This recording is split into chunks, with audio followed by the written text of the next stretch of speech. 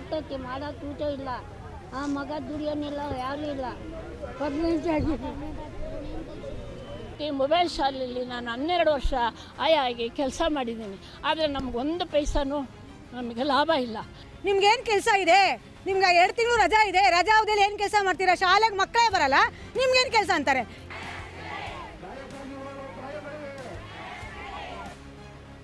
ಏನು ಸರ್ಕಾರಿ ಶಾಲೆಗಳಲ್ಲಿ ಆಯಾಗಿ ಕೆಲಸ ಮಾಡ್ತಿರೋಂಥ ಮಹಿಳಾ ಆಯಾಗಳು ಧರಣಿ ಕೂತಿದ್ದೀವಿ. ಕಾರಣ ಇಷ್ಟೇ, ನಮಗೆ ಮೊದಲೆಲ್ಲ ನೀವು ಇರೋವರೆಗೂ ಎಷ್ಟು ದಿವಸ ಇರ್ತೀರೋ ಅಷ್ಟು ದಿವಸನೂ ದುಡಿಬೋದು, ಯಾವುದೇ ನಿಮಗೆ ವಯೋಮಿತಿ ಇಲ್ಲ, ನಿವೃತ್ತಿ ಇಲ್ಲ ಅಂಥೇಳಿ ಆದೇಶ ಹೊರಡಿಸಿದ್ದು. ಈಗ 15,000 ಆದ ತಕ್ಷಣ ನಿಮಗೆಲ್ಲ 60 ವರ್ಷ ಮೀರಿದೆ ಅಂತೇಳಿ ಕಾನೂನು ಪ್ರಕಾರ ಮನೆಗೆ ಕಳಿಸಿದ್ದಾರೆ ನಮ್ಮ ಹಿರಿಯ ನಾಯಕರು. ಇದು ಹೃದಯ ವಿದ್ರಾವಕ ಒಂದು ಹೇಳ್ಕೊಳ್ಳುವಂಥ ಮನಸ್ಥಿತಿ. ಈ ವಿಷಯ ಆದರೆ ಅವ್ರಿಗೆ ಯಾವುದೇ ಒಂದು ಪಿಂಚಣಿ ಸೌಲಭ್ಯ ಇಲ್ಲ, ಒಂದು ಗ್ರ್ಯಾಜುಟಿ ಕೊಟ್ಟಿಲ್ಲ, ಒಂದು ಇಡೀ ಗಂಟು ಕೊಟ್ಟಿಲ್ಲ ಒಂದು. ಮತ್ತು ಈಗ ಇರೋರಿಗೆ 10 ತಿಂಗಳು ಸಂಬಳ ಕೊಡ್ತಾಯಿದೆ. ಇದ್ಯಾವ ನ್ಯಾಯ ಸ್ವಾಮಿ? ಮೊದಲೆಲ್ಲ 12 ತಿಂಗಳು ಆದೇಶ ಆಗಿದೆ, ಕೊಟ್ಟಿದ್ದೀರಾ, ಕೊಟ್ಟಿದ್ದೀನಿ ಯಾಕೆ ಕಿತ್ಕೋತಾ ಇದ್ದೀರಾ? ಕೇಳಕ್ಕೆ ಹೋದರೆ ನಿಮ್ಗೇನು ಕೆಲಸ ಇದೆ? ನಿಮ್ಗೆ 2 ತಿಂಗಳು ರಜಾ ಇದೆ, ರಜಾ ಅವಧಿಯಲ್ಲಿ ಏನು ಕೆಲಸ ಮಾಡ್ತೀರಾ? ಶಾಲೆಗೆ ಮಕ್ಕಳೇ ಬರಲ್ಲ, ನಿಮ್ಗೇನು ಕೆಲಸ ಅಂತಾರೆ? ಯಾಕ್ರಿ ಕೆಲಸ ಇಲ್ಲ? HR ಮೇಡಮ್ ಕರೆದಾಗ ಹೋಗ್ತೀವಿ, ಹೇಳಿದ ಕೆಲಸ ಮಾಡ್ತೀವಿ, ಬೇಡವಾ? ನಿಮ್ಮ ಪ್ರಕಾರನೇ ಬರೋಣ. ನಿಮ್ಮ ಯಾವ ಇಲಾಖೆಯಲ್ಲಿ ಖಾಲಿ ಇದೆಯೋ 12 ತಿಂಗಳು ಕೆಲಸ ಕೊಡಿ, 12 ತಿಂಗಳು ಸಂಬಳ ಕೊಡ್ರಿ, ನ್ಯಾಯ ಕೊಡ್ರಿ. ನಾವೇನ್ರಿ ಮಾಡಬೇಕು? 25 ವರ್ಷದಿಂದ ದುಡ್ದಿದ್ದೀವಿ, ಇದೇ ನಮ್ಮ ಜೀವನನ ನಮ್ಮ ಇಲ್ಲೇ ಸವಿಸಿದ್ದೀವಿ. ಎಲ್ಲ ವಿಧೇಯರು 90 ಭಾಗ ನೀವೇ ನೋಡಿ, ಅವ್ರ ಕರುಣಾಜನಕ ಸ್ಥಿತಿ ನೋಡಿ. ಮಹನೀಯರೇ, ಎಂತೆಂಥ ಯೋಜನೆಗಳೆಲ್ಲ ಮಾಡಿದ್ದೀರಾ. ಫ್ರೀಯಾಗಿ ನಮ್ಗೆ ಫ್ರೀ ಬೇಡ ಸ್ವಾಮಿ, ನಮ್ಮ ಶ್ರಮಕ್ಕೆ ತಕ್ಕ ಫಲ ಕೊಡಿ. ನಮ್ಗೆ 12 ತಿಂಗಳು ಕೆಲಸ ಕೊಡಿ, 12 ತಿಂಗಳು ಸಂಬಳ ಕೊಡಿ. ಮನೆ ಕಳಿಸಿರೋ ಹಿರಿಯರಿಗೆ ಒಂದು ಪಿಂಚಣಿ ಗ್ರ್ಯಾಜುಟಿ ಏನು ಕೊಡಬೇಕು ಸೌಲಭ್ಯವನ್ನು ದಯಮಾಡಿ ಕೊಡಿ. ನಮಸ್ತೆ. ಈಗ ನಾವು ಧರಣಿ ಸೇರಿರೋ ಉದ್ದೇಶ ಅಂದರೆ ನಮಗೆ ನ್ಯಾಯ ಸಿಗಬೇಕಂದ್ಬಿಟ್ಟು ನಾವು ಧರಣಿ ಮಾಡ್ತಾ ಇದ್ದೀವಿ. ಕೆಲಸ ಮಾತ್ರ ತೊಗೊತಾರೆ, ಧರಣಿ ಹೇಳಂಗಿಲ್ಲ, ಆ ಥರ ಕೆಲಸ ತೊಗೋತಾರೆ. ಬೆಳಗ್ಗೆ 8 ಗಂಟೆಗೆ ಹೋದರೆ ಕೆಲವು ಶಾಲೆಗಳಲ್ಲಿ 5-5:30ವರೆಗೂ ಮಾಡ್ತಾರೆ. ಟೀಚರ್ ಊಟ ಮಾಡಿದ್ದು ತಟ್ಟೆಗಳು ತೊಳಿಬೇಕು, ಟಿಫನ್ಗಳಿಗೂ ತೊಳಿಬೇಕು, ಅವ್ರು ಪೋಸ್ಟ್ ಆಫೀಸಿಗೆ ಹೋಗು, ಅಂಗಡಿಗೆ ಹೋಗು, ಅದು ತಗೊಂಬ ಇದು ತಗೊಂಬ, ಆ ಕೆಲಸ ಎಲ್ಲ ಮಾಡಿಸ್ತಾರೆ. ಆ ಕೆಲಸ ಮಾಡೋದಕ್ಕೆಲ್ಲ ನಾವು ಬೇಕು. ನಾವು ಸರ್ಕಾರದಲ್ಲಿ ಸಂಬಳ ಜಾಸ್ತಿ ಕೊಡಿ, ಸಂಬಳ ಮಾಡು ಅಂದರೆ ಅದಕ್ಕೆ ನ್ಯಾಯ ಇಲ್ಲ. ನಮ್ಮನ್ನು ಬೇರೆ ಕಡೆ ಡೆಪ್ಟೇಷನ್ ಮಾಡಿದ್ದಾರೆ, BO ಆಫೀಸಿಗೆ ಡೆಪ್ಟೇಷನ್ ಮಾಡಿದ್ದಾರೆ. ಮತ್ತು ನಾನು ಮೊಬೈಲ್ ಸ್ಕೂಲ್ ಅಂತ 1999ರಲ್ಲಿ ಸ್ಟಾರ್ಟ್ ಆಯಿತು. 12 ವರ್ಷ ಆ ಸ್ಕೂಲಲ್ಲಿ ನಾನು ಕೆಲಸ ಮಾಡಿದೆ. ಬಸ್ನಲ್ಲಿ ಊರು ಕೇರಿ ಹೋಗಿ ಬಡ ಮಕ್ಕಳನ್ನ ಕರ್ಕೊಂಬಂದು ಅವರು ಎಲ್ಲ ಮನೆಯವರು ಕೂಲಿ ಕೆಲಸ ಮಾಡೋಕೋರು ಚಿಕ್ಕ ಮಕ್ಕಳನ್ನ ಕರ್ಕೊಂಬಂದು ಸ್ನಾನ ಮಾಡಿಸಿ ಅವರು ಪೌಡ್ರ್ ಹಾಕಿ ಎಲ್ಲ ಇದು ಮಾಡಿ ಆ ಮಕ್ಕಳು ಒಂದು 4 ವರ್ಷ 5 ವರ್ಷ ಬರೋವರೆಗೂ ನಮ್ಮ ಹತ್ರ ಬಿಡೋರು. ಸ್ವಲ್ಪ ಸ್ಟಡಿ ಆಗಿದ್ದ ತಕ್ಷಣ ಅಯ್ಯೋ ನಾವು ಸ್ಕೂಲಿಗೆ ಕಳ್ಸಲ್ಲಮ್ಮ, ನಾವು ದುಡಿಬೇಕು ಅಂತ ಮಕ್ಕಳನ್ನ ಕರ್ಕೊಂಡು ಹೋಗೋರು. ಇದೇ ರೀತಿ ಮೊಬೈಲ್ ಶಾಲೆಯಲ್ಲಿ ನಾನು 12 ವರ್ಷ ಆಗಿ ಕೆಲಸ ಮಾಡಿದ್ದೀನಿ. ಆದರೆ ನಮಗೊಂದು ಪೈಸಾನು ನಮಗೆ ಲಾಭ ಇಲ್ಲ. ಈಗ ನಮ್ಮ ಜೀವನ ನಡೆಯೋದೇ ತುಂಬ ಕಷ್ಟ ಇದೆ. ನಮ್ಮ ಕಷ್ಟ ಯಾರೂ ಹೋಗ್ಬಿಡ್ತಾ ಇಲ್ಲ. ಸರ್ಕಾರದವರು ನಮ್ಮ ಕಷ್ಟ ಹೋಗ್ಬಿಟ್ಟು ನಮ್ಗೆ ನ್ಯಾಯ ದೊರಕಿಸ್ಕೊಡ್ಬೇಕು ಅಂತ ನಾವು ನಮಗೆ ಪೆನ್ಷನ್ ಆದವರಿಗೆ ಪೆನ್ಷನ್ ಕೊಡಬೇಕು. ಮತ್ತು ಈಗ 7ನೇ ವೇತನ ಆಗಿದೆ.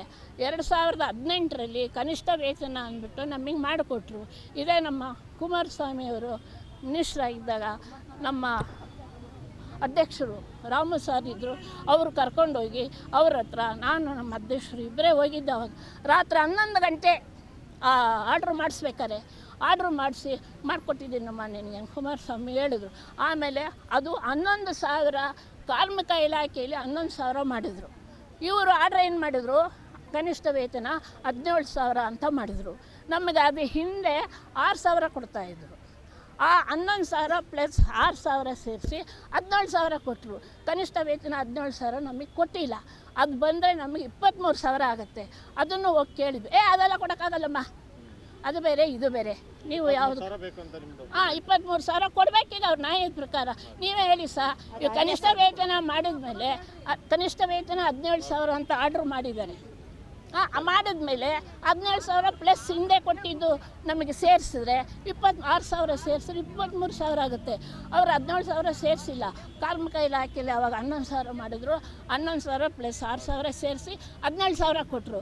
ಅದು ನಮಗೆ ಅನ್ಯಾಯ ಆಗಿದೆ. ಎಸಿಡಿಟಾ ಅಂತ ನೀವು ಕೆಲ್ಸದ ಮೇಲೆ ಅದಿರಿ, ನೌಕರಿಗೆ ಕೆಲಸ ಐತಿ, ನಿಮಗೆ ಸಂಬಳ ಕೊಡಲ್ಲ ಅಂತ, 60 ವರ್ಷದ್ದು ಕೊಡಲ್ಲ ಅಂತಾರೆ.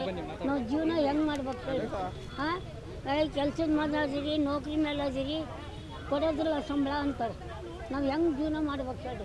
ಕೈ ನಡುಗ್ತೈತಿ, ಮಾಡೋಕೆ ಊಟ ಇಲ್ಲ, ಆ ಮಗ ದುಡಿಯೋನಿಲ್ಲ, ಯಾರೂ ಇಲ್ಲ, ಪರ್ಮನೆಂಟ್ ಆಗಿದೆ. ಕಾಯಮಾತಿ ಮಾಡಬೇಕು. ಮೊದಲಿಂದನೂ ಇವರು ಮಾಡ್ಕೊಂಬಂದಿಲ್ಲ.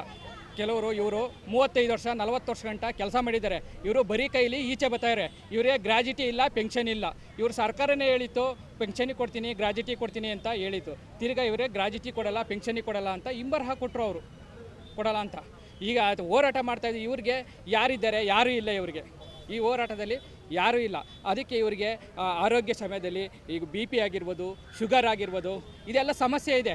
ಮಾಡಿ ಇವತ್ತು ಇವರಿಗೆ ಒಂದು ರಿಟೈರ್ಡ್ ಆಗ್ಬೇಕಾದ್ರೆ ಒಂದು ಇಡುಗಂಟಿಲ್ಲ, ರಜೆ ಸಂಬಳ ಇಲ್ಲ, ಬರಿಗೈಯಲ್ಲಿ ನೀವು ಹೋಗಿ ಅಂತ ಕಳಿಸ್ತಾ ಇದ್ದಾರೆ. ಸರ್ಕಾರ ಇಷ್ಟು ವರ್ಷ ಕೆಲಸ ಮಾಡಿ ಆಯಾಗಳು ಪ್ರತಿಯೊಂದು ಕೆಲಸವನ್ನು ತಂದಿದ್ದಾರೆ. ಪ್ರತಿಯೊಂದು ಕೆಲಸ ಅಂತಂದರೆ ಅವರು ಶಾಲೆಯಲ್ಲಿ ಸ್ಕೂಲ್ ಮಕ್ಕಳಿಂದ ಹಿಡಿದು ಪ್ರತಿಯೊಂದು ಚುನಾವಣೆ ಕೆಲಸಗಳಿಂದ ಹಿಡಿದು ಎಲ್ಲ ಕೆಲಸಗಳು ಪಾಪ ಪ್ರತಿಯೊಂದು ಕೆಲಸಗಳು ತಂದು ಸಖತ್ ಕೆಲಸ ಮಾಡಿ 50 ರೂಪಾಯಿ ಸಂಬಳದಿಂದ ಕೆಲಸ ಮಾಡಿ ಇವತ್ತು ಬರಿಗೈಯಾಗಿ ಹೋಗ್ಬೇಕು ಅಂತಂದರೆ ಪಾಪ ವಯಸ್ಸಾಗಿ ರಂಚಿನಲ್ಲಿರುವಂತಹ ಆಯಾಗಳಿಗೆ ಸರ್ಕಾರ ನ್ಯಾಯ ಒದಗಿಸಿಕೊಟ್ಟು ಪಾಪ ಆಯಾಗಳು ಇವು ಇಷ್ಟು ಕೆಲಸ ಮಾಡಿದೆ ಅಂತೇಳಿ ಮನಗಂಡು ಸರ್ಕಾರ ಅವರಿಗೆ ಒಂದು ಇಡುಗಂಟು ಮತ್ತು ಸಂಬಳವನ್ನು ಜಾಸ್ತಿ ಮಾಡಿ ರಜೆ ಸಂಬಳವನ್ನು ಕೊಟ್ಟು ಅವರಿಗೆ ನ್ಯಾಯ ಒದಗಿಸಿಕೊಡ್ಬೇಕಾಗಿ ಸರ್ಕಾರವನ್ನು ಕೈ ಮುಗಿದು ಕಳಕಳಿಯಿಂದ ಕೇಳ್ಕೊಂಡಿದ್ದೀವಿ.